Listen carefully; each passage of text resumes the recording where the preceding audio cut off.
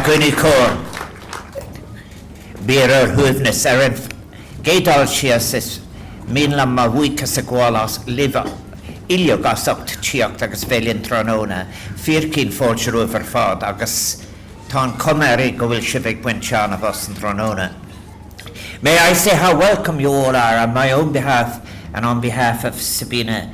I just want to say how welcome you all are to Áras and Uachtaráin, to what has been the home of Irish presidents since 1938.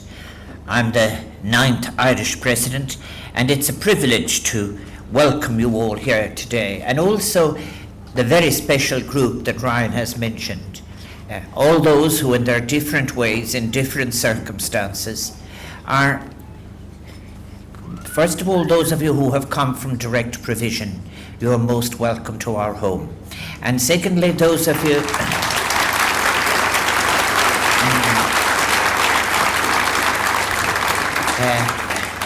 I am absolutely delighted that Minister Staunton is here with us this afternoon, and I'm very, very, very pleased that Justice Brian McMahon is with us. But also to all of the organisations and individuals and brave citizens who have often overcome many obstacles to make sure that this Kate Mila Fólse, of which Ryan has been speaking about, is put into action. All over the world, people from different religions and different belief systems and different cultures, one of the words that occurs nearly in every language and in every belief system is the word hospitality. And it is about the moral significance that attaches to how you see the other person and how you welcome the stranger. And in countries like Ireland and peoples like Ireland who are migrant peoples, with the experience of people going away and coming back, to and from and whatever, this word has an enormous significance. So to all of you who have been running your different organisations, enabling the people who are in direct provision to have a better life, to experience hospitality, it's an opportunity of saying thank you. I want to say thank you to the volunteer organisations, the NGOs, and also the volunteers themselves and the families. Most recently, I've been looking at the figures again. Approximately 6,100 people are now in direct provision. My first wish this afternoon as President of Ireland is that every day and every month between now and until we have processed all of the numbers, that your experience will be getting better every day. And that's one of the reasons I'm so pleased that Minister for State with Special Responsibility for Equality, Immigration and Integration, David Staunton, is with us. And there's another reason, I think, while we're meeting this afternoon too. Tomorrow is World Refugee Day. Now, I think when we think of world refugees, the difference between this year and last year is that there is an increase of nearly 3 million on the number of people who are displaced on our planet. As I speak, there are 68 million displaced. Some are displaced due to climate change, for we must remember that that which creates the climate change, in fact, the people who are experiencing the consequences of it are often those least responsible for it, and they're those who, if you like, are paying the highest price. And we've had at our party that we spoke about this already. And then in addition to that, those who are fleeing from the consequences of climate change, others are fleeing from persecution, others are fleeing, if you like, from forms of genocide, and others are fleeing from a whole series of different circumstances, including political changes that have taken place. But since the United Nations, your refugee agency, was founded 70 years ago, there are 70.8 million people forcibly displaced. As I've said, 2.3 million more than when we had the last figures.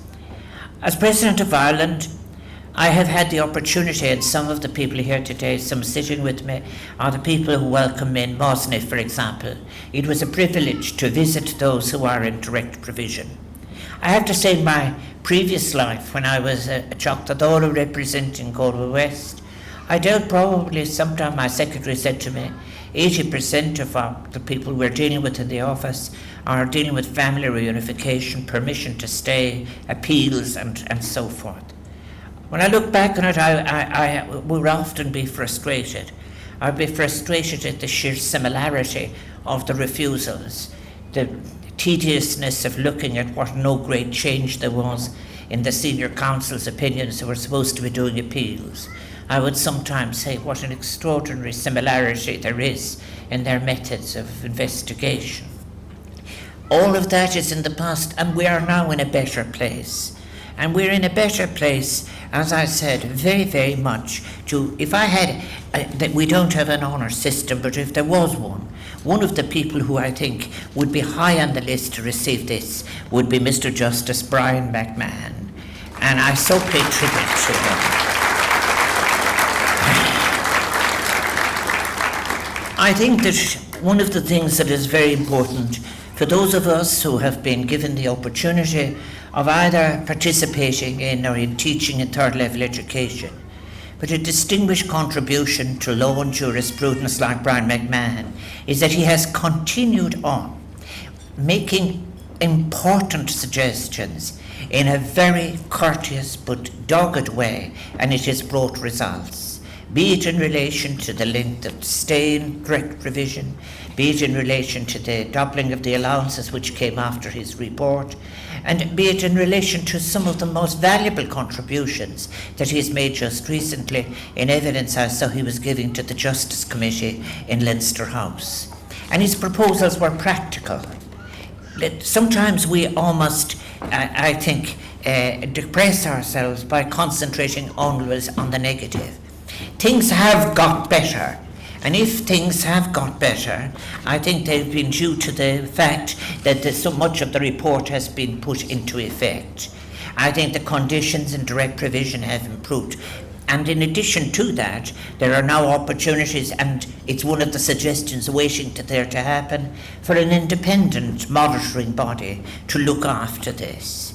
Then I think as well, very, very particularly, after the recommendation of the Supreme Court on the right to work, very significant progress has been made on the right to work. And doesn't that dispose of one of those awful negative pieces of nonsense that used to occasionally flow when we saw people different to ourselves? They don't want to work. The fact of the matter is that people, when it became possible for people to apply for the right to work, the uptake was immediate, and the uptake was very, very significant. In one centre, as he suggested, 70% of the women, in fact, actually working. In another, something like 38 out of 56 of the people who were there, and others going on to third level education. And that is what we want to see happening, continuous improvements like that. Looking back on it over all those years, I filled out all those forms and had all those interviews in Galway at my advice centres and so forth.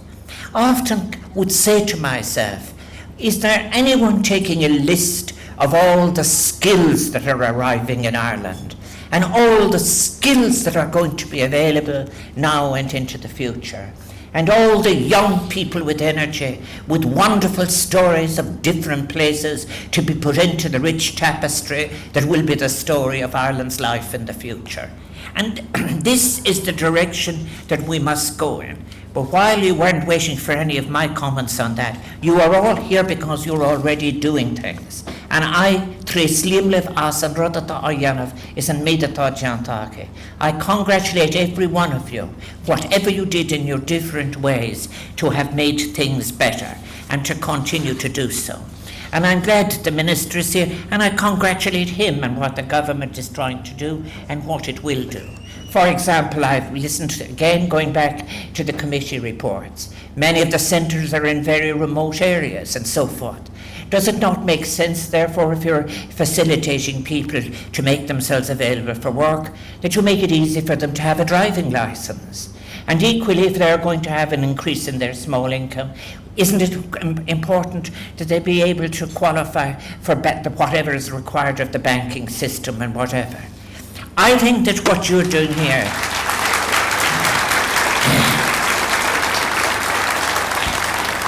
there are so many things that can be done.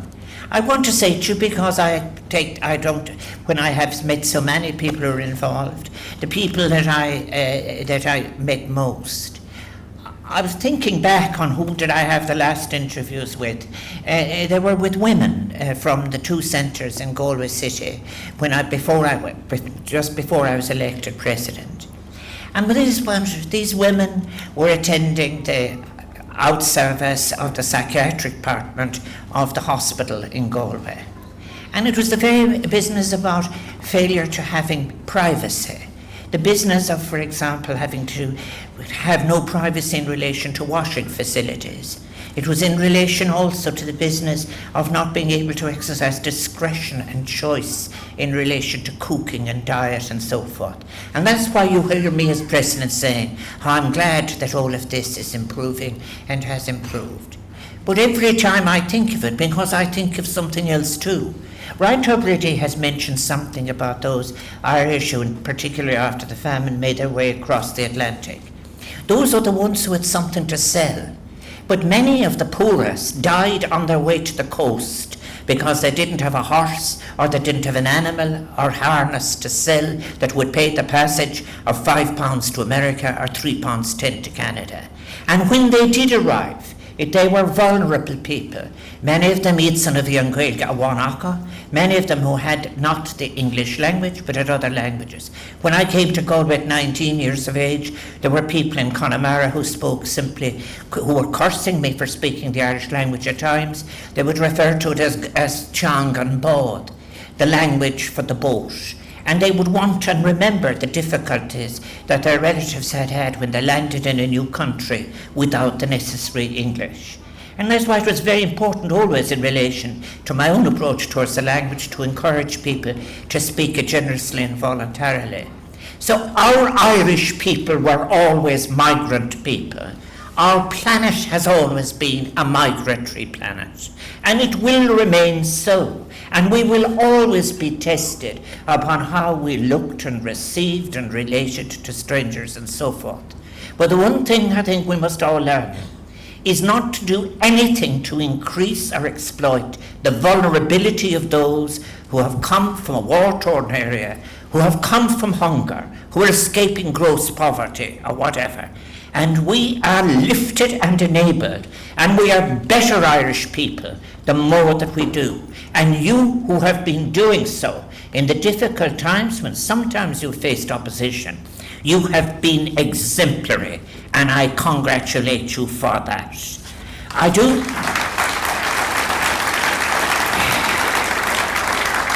Now, this is not a heavy message really at all, because I think there are many things to do. The music will get better because we're getting new music put into the music that we had. And the language will get better, and the stories will get better. And I must say to those who come from the direct provision, it is one of the pieces of confidence that you must have. Make sure to tell your story. I often think of those Irish in America, how long it took them to be able to say how it was that they had come to be in the different cities that they came. But you must make sure that you take your story and your experience, painful or unpainful. I've said that our planet is a migratory one. The big difference, some people choose to travel places, other people are forced to go. We are all here now. We are all sharing, migrants in time for as long as we are there, to deliver the best of ourselves to ourselves and to the planet and to anyone that comes. And I just think it's a marvellous thing to be able, in Áras and Uachtaráin in 2019, to have so many people, so many more that could have come, who would have been able to fill all of this Áras and Uachtaráin with people who are willing to help.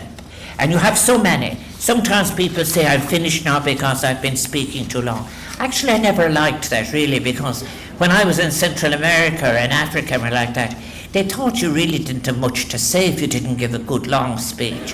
Well, I actually don't intend to say much more, but I just wanted to say this. Sometimes people mention one or two organisations and they say, too much to mention. Well, I wanted to, just list them all. There's a mock LGBT Galway. There's Art Family Resource Centre, ATG altogether in Dignity, Balladreen Friends of the Centre, Clare Immigrant Support Centre, Club Welcome Refugees, Creena Galway Resource Centre, Cross Care, Cultural Migrant Centre, Doris Limini, Embrace in High, Falcha Stock Monaghan, Falcha Stock Tyrrellstown, Faroiga, Gashka Wavelength, Galway Integration Consortium, Immigrant Council of Ireland, Irish Refugee Council, Irish Traveller Movement Yellow Flag, Jesuit Refugee Service, CASI, Lekela Secondary School, Localise, Mendicity, MIA, Migrants' Rights Centre of Ireland, Mosney Baroga, NASC, New Communities Partnership, Refugee and Migrant Solidarity Ireland, Safe Haven, Sanctuary Runners, South East Community Training and Education Centre, Sperasi, Sport Against Racism Ireland, strengthening the practice of intercultural education in primary schools, the Big Sing, the Lantern Intercultural Centre, Theatre for Change Galway, Third Age Culture Stock, Tralee International Resource Centre, UNHCR, Waterford Integration Services, Welcome English Language Centre, Wexford Host Families. Isn't it wonderful that they're all there and we're celebrating them all? Well,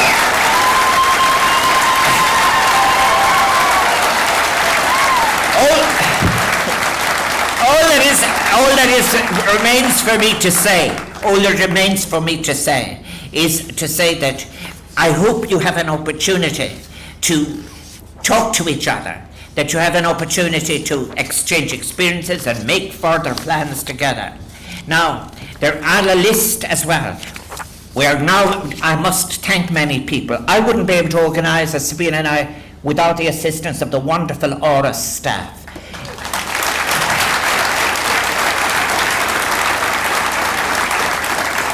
Our friends in the OPW, the Transport Museum who lent us Jim Larkin's tram and also a Dublin bus.